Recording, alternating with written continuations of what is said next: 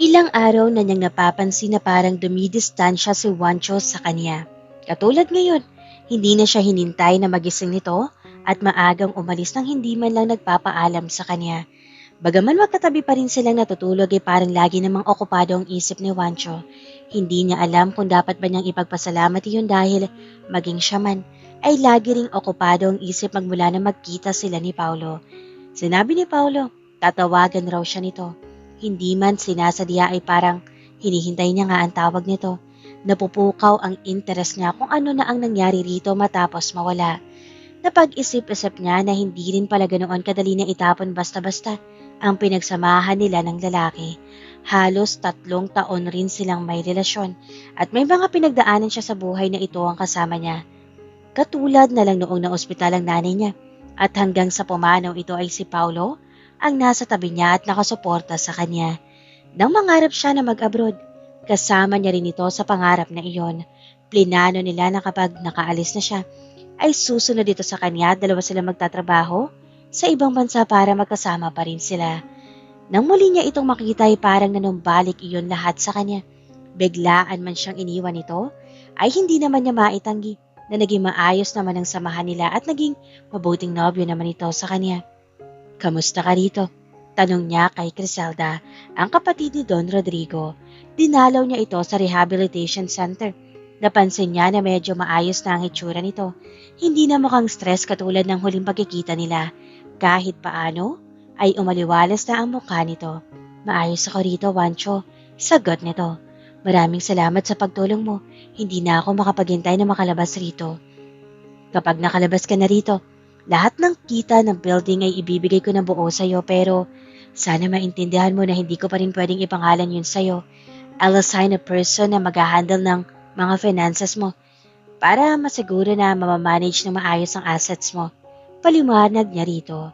Naiintindihan ko. Nakabuti pa rin sa akin ang pagpasok rito. Nagkaroon ako ng pagkakataon na isipin ang mga naging buhay ko, pati na rin ang mga pagkakamali ko. Ngayon, naiintindihan ko na kung bakit hindi ako iniwanan maski isang kusing ng Kuya Rodrigo. Noong siya ang nasa hindi magandang sitwasyon, ay hindi ko man lang nagawang tulungan siya. Hindi nakapagtataka na magtanim siya ng sama ng loob sa akin. Nakakalungkot lang na hindi kami nagkaayos bago siya mawala. Pero, malaki ang pasasalamat ko sa iyo dahil hindi mo pa rin ako pinabayaan. Hindi ko sasayangin ang pagkakataon na ibinigay mo sa akin. Paglabas ko rito, magsisimula akong ng panibago. Kung mapapanindigan mo ang pagbabago na sinasabi mo, asahan mo na hindi kita pababayaan. Kung ano man ang tulong na kailangan mo, ibibigay ko yun sa'yo. Salamat. Nakangiting sabi nito. Maya-maya lang ay nagpaalam na siya rito. Dalangin niya na sana ay magawa nga nitong huwag nang balikan ang pagsasagal. Nais niya talaga na makapagsimula ito ng bago. Pasakay na siya sa sasakyan na makatanggap ng mensahe galing kay Veronica mula sa messenger. Look who I ran into, sabi nito sa unang mensahe at pagkatapos ay may pinadala itong litrato sa kanya. Naikuyam niya ang kamao at nagtiimang bagang niyang makita ng buo ang larawan. Kaagad na nag-umapaw ang galit sa dibdib niya. Picture iyon ni Rina. Kuha iyon sa isang restaurant. Malinaw sa larawan na kasama nito roon ang dating kasindahan. Magkatapat ang dalawa at mukhang nag-uusap. Is this your wife? Anang huling mensahe nito. Where are you? Tanong niya sa halip na sagutin ang tanong ng babae. Nang sabihin nito kung nasaan ito, ay kaagad na sumakay siya sa sasakyan at mabilis sa pinaandar iyon. Wancho, slow down! Sabay ni Lani sa kanya na nasa passenger seat. Kasama niya ito nagpunta sa rehab center, subalit hindi na ito bumaba at naghintay na lang sa sasakyan. Ano bang problema? Magdahan-dahan ka nga baka mabangga tayo? Muling saway nito. Can you at least put on your seatbelt? Subalit parang wala siyang narinig. Gusto na niyang paliparin ang sasakyan papunta sa kinaroroonan ng asawa. Ilang araw siyang dumistansya rito dahil gusto niya itong bigyan ng pagkakataon na sabihin sa kanya ang pakikipagkita nito sa dating kasintahan. Alam niya nag-usap ang dalawa at kahit na gustong-gusto na niyang malaman iyon, ay pinigil niya ang sarili na magtanong dahil gusto niya ay kusang magbukas ang asawa sa kanya. Subalit mahigit 1 linggo na nakakalipas ay inilihim pa rin iyon sa kanya ni Rina. He was willing to let it go. and give her the benefit of the doubt. He was trying to. Naisip nga na baka kaya hindi sinabi ng asawa sa kanya ay dahil baka baliwala na iyon para rito. Tapos heto, at malalaman niya na muli na naman ito nakikipagkita sa dating kasintahan nito. Nagkabalikan na ba ang mga ito? Nagpupuyos ang dibdib niya sa galit. Kung ano-ano na ang tumatakbo sa isip niya, pakiramdam niya ay sasabog ang dibdib niya sa galit at sama ng loob. Dahil pakiramdam niya ay niloloko siya ng asawa. Kung kailan pa naman akala niya nagkakaayos na sila. Umaarte lang ba ang babae? At ang totoo ay pinasasakay lang siya nito para hindi siya magduda dahil binabalak pala ito? Nagpaplano ba itong iwan siya at muling sumama sa kasintahan nito? Parang nabibiyak ang puso niya dahil sa naisipat. Lalong nagpuyos at ang dibdib niya ay galit na galit. Hindi niya alam kung paano silang nakarating ng ligtas sa lugar na pakay niya. Nang makababa ng sasakyan, ay kaagad na nahagip ng mata niya ang asawa at ang lalaking kasama nito. Nasa labas na ang mga ito, subalit parang hindi pa tapos mag-usap. Hindi siya napansin. Naikuyom niya ang kamao at lalong nagtagi sa mga bagang niya na makita niyang niyakap ng lalaki ang asawa niya. Malalaki at mabibilis ang hakbang na sinugod niya ito. Nang makalapit ay kaagad na dumapo ang kamao niya sa panga ng lalaki. Napasigaw si Reyna. Nang tihaya ito babagsak sa semento. Hayop ka? Sinabihan na kitang lumayo kay Reyna. Galit na sabi niya. Nabiglaman ang lalaki ay kaagad naman itong tumayo at sumugod rin sa kanya. Subalit, mas mataas at mas maiksi siya kaysa rito. Mas mabilis rin siyang nakailag sa suntok nito. Isinalya niya ito. Tumba ulit ang lalaki. Tumayo na naman ito. Ikaw ang hayop. Pinilit mong magpakasal si Reyna sa'yo pero hindi mo mababago ang katotohanan na ako ang talagang mahal niya. Sigaw nito na lalong nagpagalit sa kanya. Punong-puno ng galit na sinugod niya ito. At sunod-sunod na sinuntok. Natumba itong muli sa semento, subalit hindi pa rin niya ito tinigilan ng kakasuntok. Duguan na ang mukha nito na may umawat sa kanila. Kinailangan pa ng 3 tao para makalas siya mula sa pagkakaibabaw rito. Hingal na hingal siya na makatayo. Sa susunod na makita pa kitang lumapit sa asawa ko, hindi lang yan ang aabutin mo. Sigaw niya rito. Noon niya narinig ang iyak na nagmumula sa likuran niya. Nang lingunin niya iyon, ay nakita niya ang asawa na basa ng luha ang mga mata at tila nag-aalalang nakatingin sa dati nitong kasindahan. Parang muli na namang pinunit ang dibdib niya dahil sa nakita. Nag-aalala ito para sa dating kasindahan. Malinaw na may nararamdaman pa ito sa lalaki. Noon naman biglang sumulpot si Lani. What happened? Nag-aalalang tanong nito na makita ang nangyari. Hindi ito kaagad nakasunod dahil ipinark pa nito ang sasakyan na basta na lang niya itong inihinto sa kung saan nang matanaw ang restaurant na pakay kanina. Walang kibo na nilagpasan niya ang 2 babae at muling bumalik sa kotse at mabilis na pinandar iyon. Wala na siyang pakialam. Kung naiwan maroon ang kaibigan at ang asawa, he needed to get away from her. Nasaktan lang siya na makita ang pag-aalala sa mukha nito para sa ibang lalaki. He can't stand seeing her hurting and worrying for another man. Hindi niya alam kung saan na siya dinala ng pagmamaneho niya. Nang makalayo na siya, ay inihinto niya iyon sa isang tabi upang tuluyang pakalmahin ang sarili. Kung iniiyakan ni Reyna ang ginawa niyang pagsuntok sa dati nitong boyfriend, nangangahulugan lamang iyon na may nararamdaman pa rin ang babae para sa lalaking iyon. Kahit yata anong gawin niya ay hindi siya mamahalin ng asawa dahil ibang lalaki ang totoong itinatanggi ng puso nito. That made his heart felt like it was being shattered into million pieces because the sad realization just hit him. Kahit na pinakasalan pa siya ni Reyna, ay hindi mapapasa kanya ang asawa because her heart already belonged to someone else. She already belonged to someone else. Ilang beses man niyang angkinin ang katawan nito, ay hindi naman niya tuluyang maangkin ang puso nito. Napayuko siya habang ang 2 kamay ay nakakapit sa manibela. Hinayaan niyang tahimik muna ang paligid na umago sa mga luha niya. Gabi na pero hindi pa rin umuuwi si Juancho. Nag-aalala na si Reyna para sa asawa. Maging si Lani ay hindi makontak ang asawa niya. Kapag may nangyaring masama kay Juancho, ay hindi niya mapapatawad ang sarili niya. Aaminin niyang natakot siya sa nakitang galit mula sa asawa. Subalit mas nangibabaw ang pag-aalala niya na baka mapatay nito si Paolo dahil sa tindi ng galit ni Juancho. Hindi niya masisi ang asawa kung magalit man ito ng ganoon. Naglihim siya rito. Sinadya niyang hindi sabihin sa asawa ang pagkikita at ang balak na muling pagkikita niya kay Paolo. Ang totoo ay gusto niya masiguro na wala na talagang nararamdaman para kay Paolo at para sa dating kasintahan, kaya nagawa niya makipagkita mula rito. Napatunayan niya iyon na muli sila magkaharap. Sinabi ni Paolo sa kanya na mahal pa rin siya nito at kung papayag siya, ay tatakas siya nito kay Juancho. Nang sabihin iyon na dating kasintahan, doon niya na siguro na napalitan na ng asawa ang lugar nito sa puso niya. Dahil iniisip pa lang niya na aalis sa piling ni Juancho ay hindi na muli makikita ito, ay tila nagprotesta ang buong pagkatao niya. Pinalot ng lungkot ang dibdib niya. Nang ma-realize niya iyon, ay tuluyan na siya nagpaalam kay Paolo. Tuluyan na niyang tinapos ang ugnayan niya rito. Humiling ng huling yakap ng pamamaalam si Paolo sa kanya. Pinagbigyan niya ito dahil huling pagkikita na nila iyon at sa totoo lang ay masakit din sa kanya na magpaalam ng tuluyan rito dahil para na rin siya nagpaalam sa isang kaibigan dahil bago pa man sila maging magnobyo ay naging mabuting magkaibigan muna sila ni Paolo. Nagpapaalam na siya sa isa sa mga naging mabuting kaibigan niya. Iyon ang tagpong inabutan ni Juancho.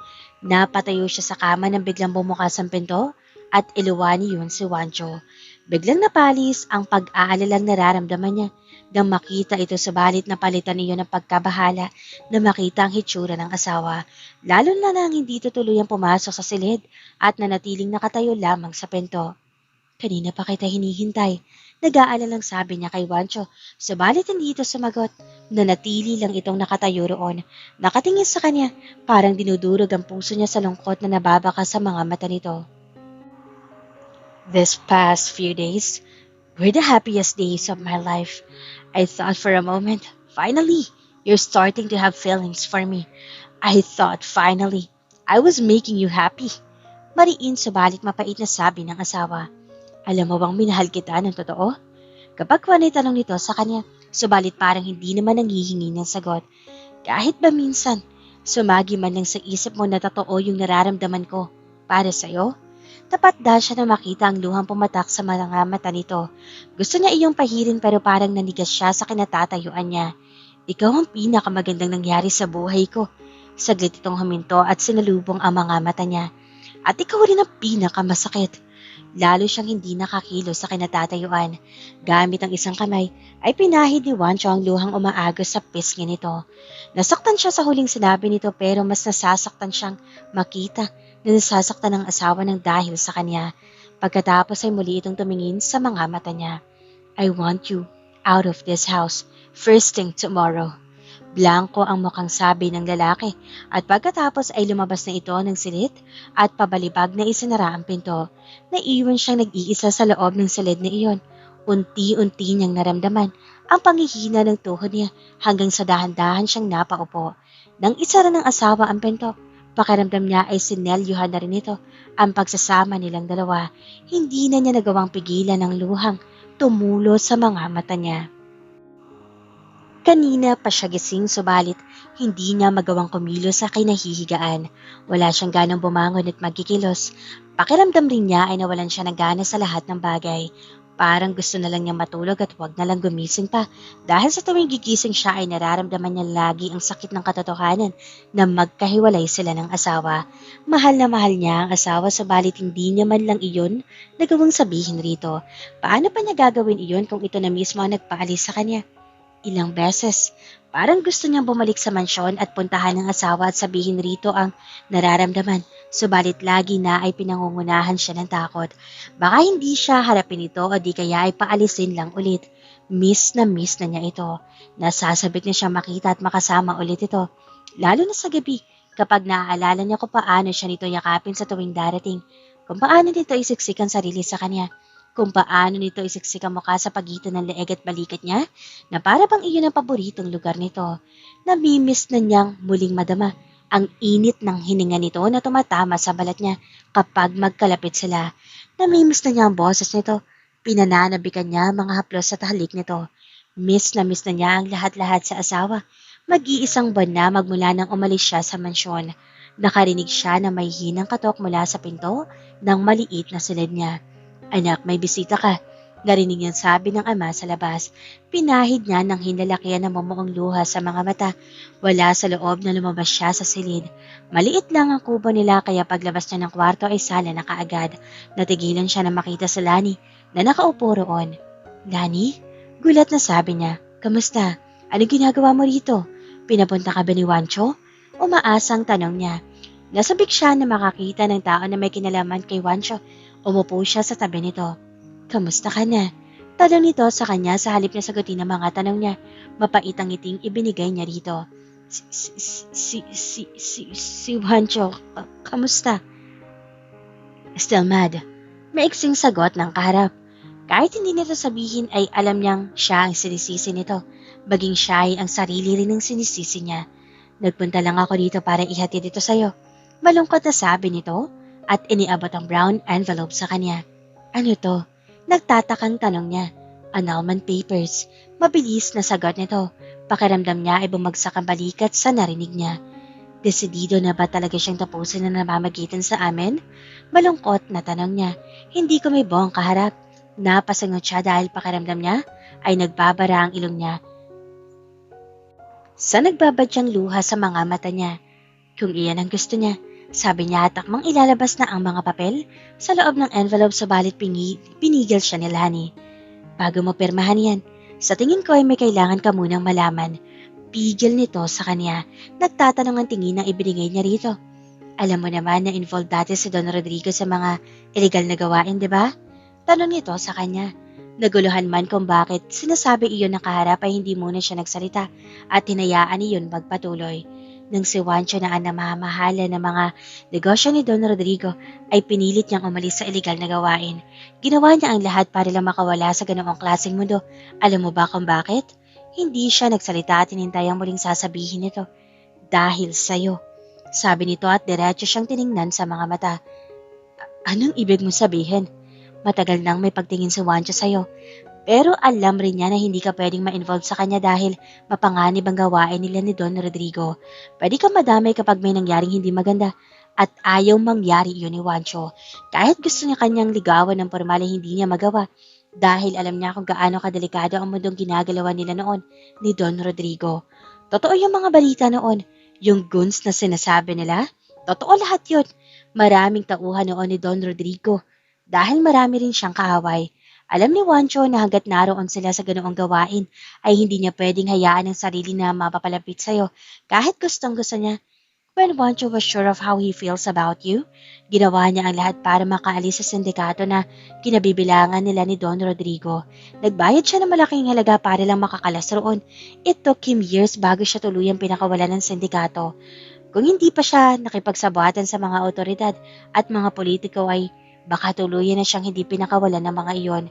Wancho knew that it was very dangerous sa palaran ng ginawa niya dahil hindi niya sigurado kung sino ang mga totoong kakampi niya at sino ang mga kakampi ng kalaban niya.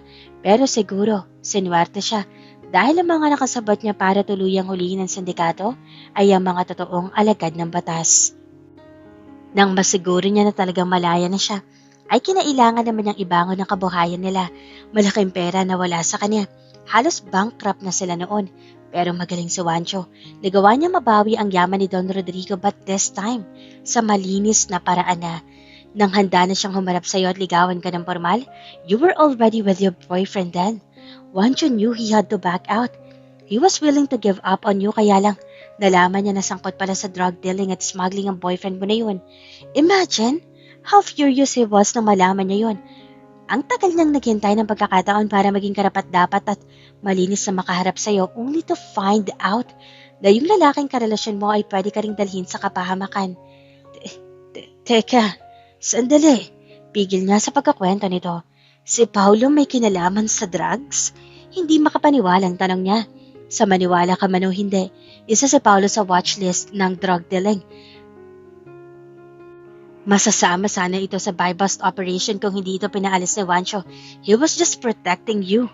Aaminin ko sa'yo, totoong kinailangan ni Wancho na mapapangasawa para tuluyang mapunta sa kanya mga naiwan ni Don Rodrigo or else ay mapupunta lamang iyon sa kapatid ng yumaong Don na sugarol. Pero maniwala ka, pinakasalan ka niya dahil totoong mahal ka ng asawa mo. Hindi kaagad siya nakakibo. Bangha siya sa lahat ng nalaman. Bago mo pirmahan yan, mag-isip ka ng maraming beses. Alam ko naman na mahal ka pa rin ni Wancho. Bigyan mo pa siya ng pagkakataon, malay mo. Matutunan mo pa siyang mahalin. Sabi ni Lani sa kanya. Napatingin siya sa babae dahil sa huling sinabi nito. Mahal ko rin siya. Mahinang sabi niya. Halos siya lang ang nakarinig. Ano? Si Lani. Hindi narinig ang sinabi niya. Mahal ko si Wancho. Sabi niya at tumingin rito. Mahal mo si Wancho? Ulit nito. May gumuhit ng tipid ng ngiti sa labi ng kaibigan. Sigurado ka bang mahal pa rin ako ng kaibigan mo? Paano kung puro galit na lang ang meron siya para sa akin? Nag-aalin lang ang tanong nito. E di ikaw mismo magtanong sa kanya. Naghahama ng tono nito. Nasaan siya? Tanong niya rito. Nasa office sa Makati. Sagot naman ito. Doon naglalagi iyon ngayon. Nakukulili na nga ang CEO niya. Lagi kasing mainit ang ulo. Anito na tila nagsusumbong. Kaya mo ba siyang pauwiin sa mansyon? Itinaas nito ang isang daliri sa kanya na para bang sinasabing sandali at pagkatapos ay inilabas ang cellphone.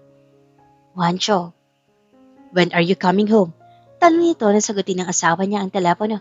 Parang nalunod ang puso niya nang maulinigan ng boses ng asawa. Nakita niya nakinig si Lani sa kausap. You have to come back ASAP. May problema rito. You know I don't handle household issues. Nakinig ito sandali sa kausap at pagkatapos ay binaba na ang cellphone.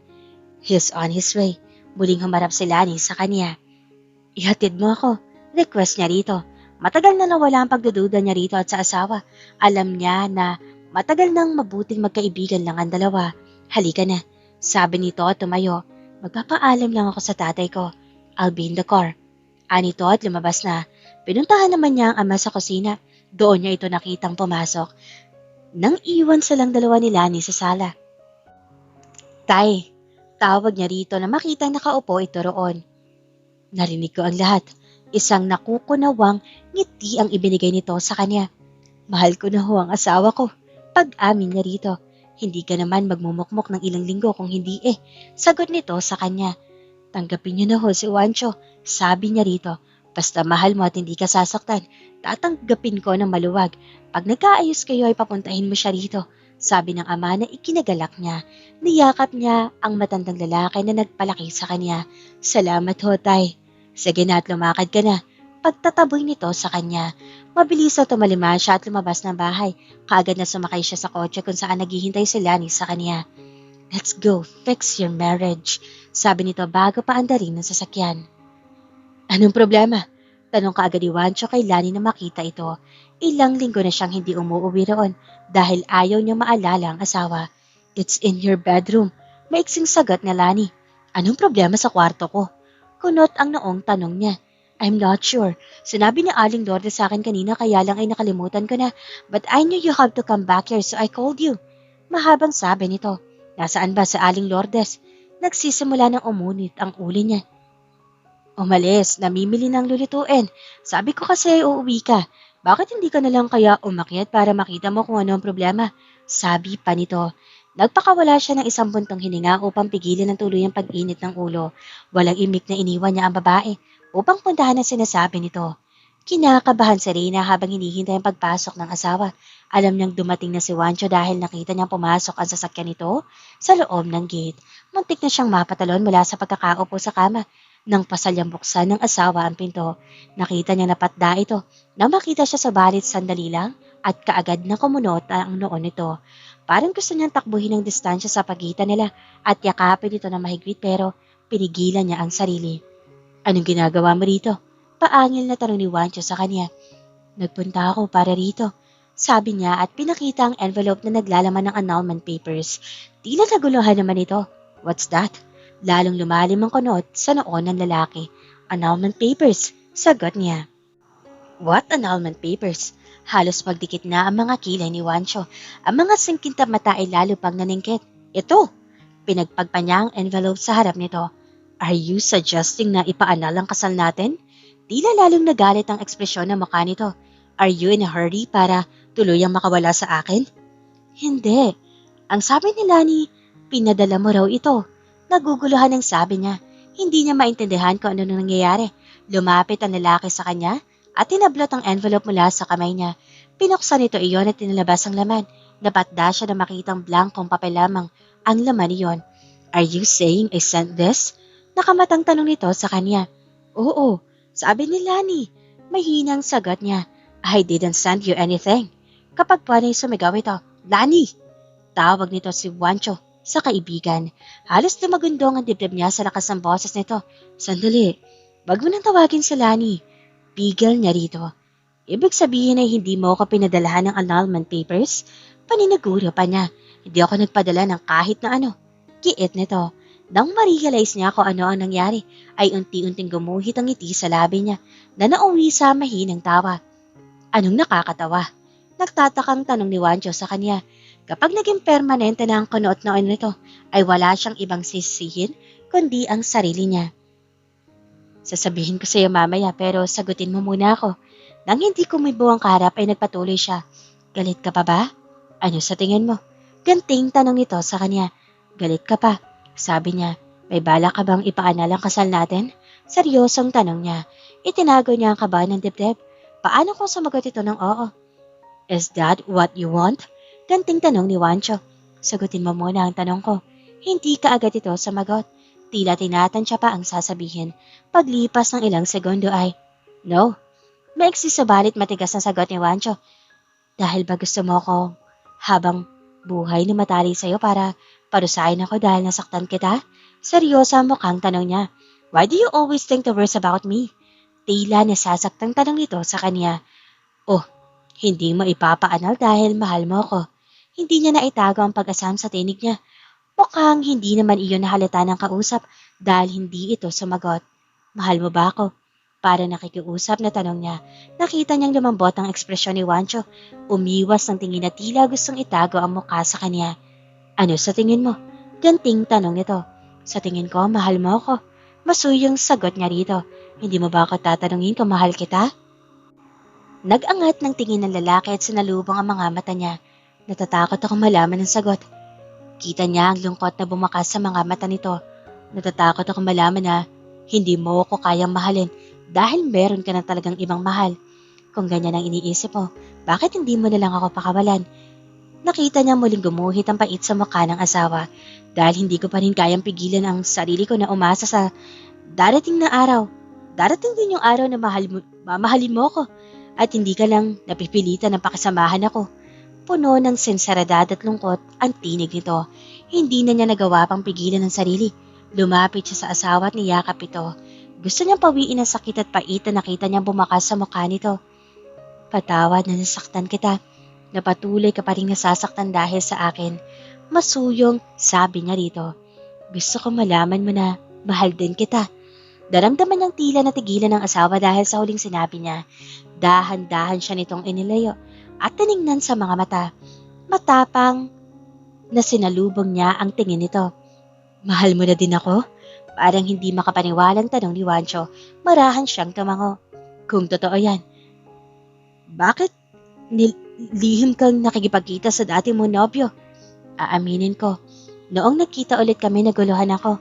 Pakiramdam ko bumalik ang lahat ng pinagsamahan namin. Parang biglang pinaalala sa akin kung paano kami dati. Naguluhan ako sa nararamdaman ko. Hindi ako sigurado kung may nararamdaman pa ba talaga ako sa kanya, kaya pumayag ako na makipagkita siya ulit. Pero maniwala ka, sa pakikipagkita kong iyon sa kanya, wala akong intensyon na lokohin ka o saktan ka. Gusto ko lang makasiguro na totoo na yung nararamdaman ko para sa'yo. At nung yayain niya akong tumakas kasama siya, doon ko napagtanto na ikaw na talaga mahal ko dahil inisip ko pa lang na malalayo sa'yo. At hindi na kita makikita ulit, ayaw tanggapin ng puso ko. Doon ko na sigurado sa sarili ko na mahal na talaga kita. Bakit hindi mo sinabi kaagad sa akin? May panunumbat sa tinig ni Wancho na muling magtanong. Kapag sinabi ko ba noong ding araw na iyon ay maniniwala ka? Sa loob ng ilang linggo na magkalayo tayo, walang araw at oras na hindi ikaw ang laman ng isip ko. Araw-araw, umaasa ako na darating ka para ayusin ang pagsasama natin. Subalit araw-araw rin ay nadudurog ang puso ko dahil akala ko ay talagang tuluyan mo na akong kinalimutan. Pag-amin pa niya rito, hindi ko magawang pumunta sa'yo dahil hinihintay kitang kusang bumalik sa akin. Ayoko nang pilitin ka pa. Ang gusto ko, kung babalik ka, kusang loob mo na dahil mahal mo rin ako. Kung hindi pa sinabi ni Lani na ipapaanal mo ang kasal natin, ay hindi ako magkakaroon ng lakas sa loob na puntahan ka. Natakot ako sa posibilidad na tuluyan ka na mawala sa akin. Hindi niya mapigil na mapangiti na maalala ang babae. Kailangan niya itong pasalamatan mamaya. Hindi kita pa dadalhan ng annulment papers. Hindi mo alam kung anong hirap ang pinagdaanan ko para lang makapunta sa'yo. Para umabot tayo rito.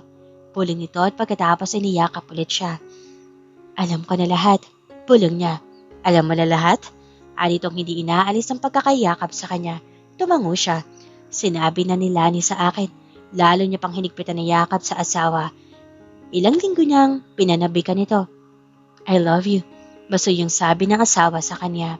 Gamit ang isang kamay ang may suyo nitong iniangat ang baba niya. Punta ka daw sa bahay, sabi ni tatay. Naalalang sabi niya. Tinatanggap na niya ako? Nakangiting tanong ni Wancho. Basta wag mo daw akong sasaktan. Makakaasa siya. Masuyo siya nitong hinalikan sa mga labi. Pumikit siya at ninamnam ang halik na ilang linggo niyang pinanabikan.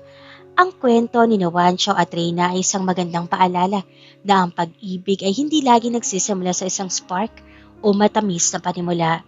Minsan, ito ay isang desisyon na dahan-dahang binubuo sa gitna ng mga pagsubok.